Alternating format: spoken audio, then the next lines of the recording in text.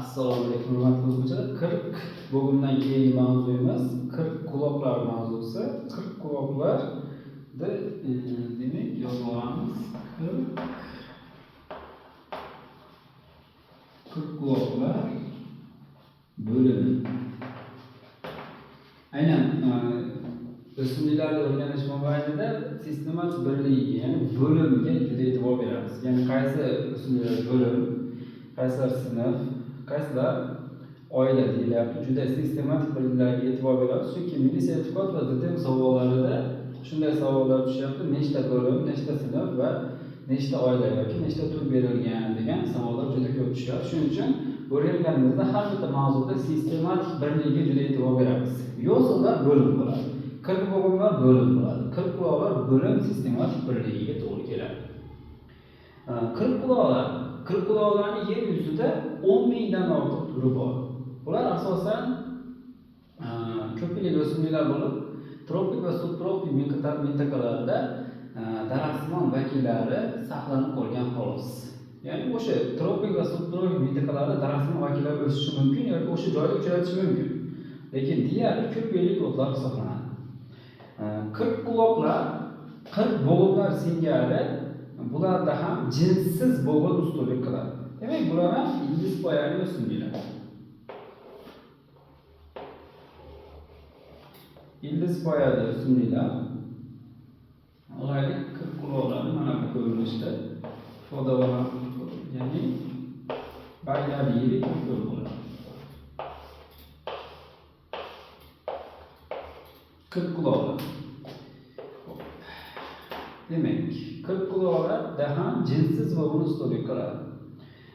Barglarning chetida, aynan chetida yoki ostki tarafida soruslar yetiladi. Ya'ni 40 quloqlar bo'limiga xos bo'lgan atamalardan biri bu sorus bo'ladi. Bularga sorus. Sorus bu sporafit bo'g'in hisoblanadi. Chunki sorusda spora yetiladi. Biz bilamiz, sporafit bo'g'inda spora yetiladi. Sorusda sporangilar bo'ladi. Sporangila. Sorusda o'sha ko'ngil rangli yo'rtmalar hisoblanadi. Sporangilarda sporalar yetiladi.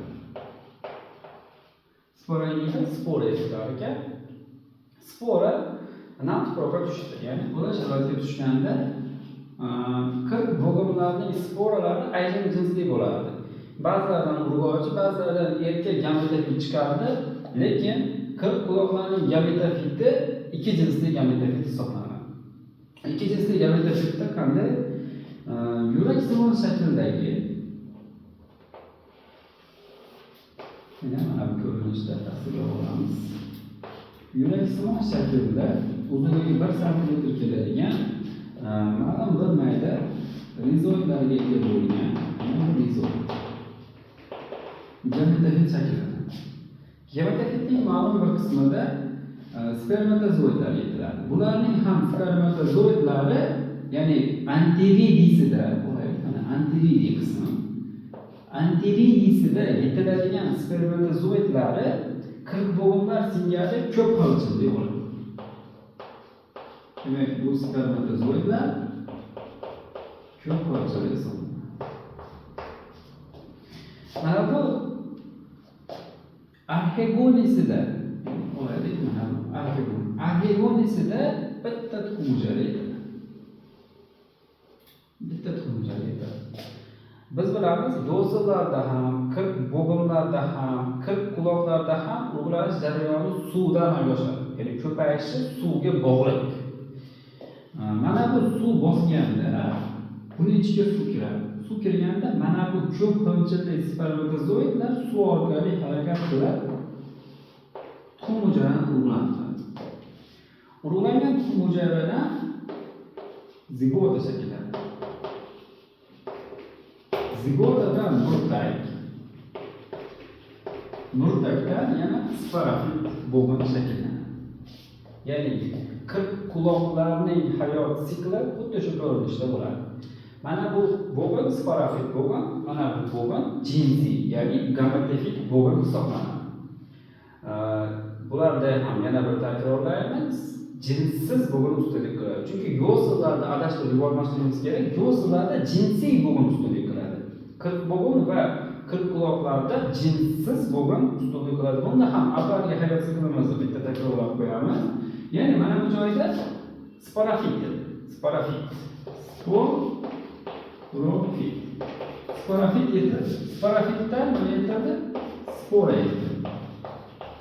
Sporadan nima hosil bo'ldi? Sporadan gametofit hosil bo'ldi. Gametofit hosil bo'ldi. Gametofitdan nima hosil bo'ldi? Zigota hosil bo'ldi. Zigotadan nima hosil bo'ldi?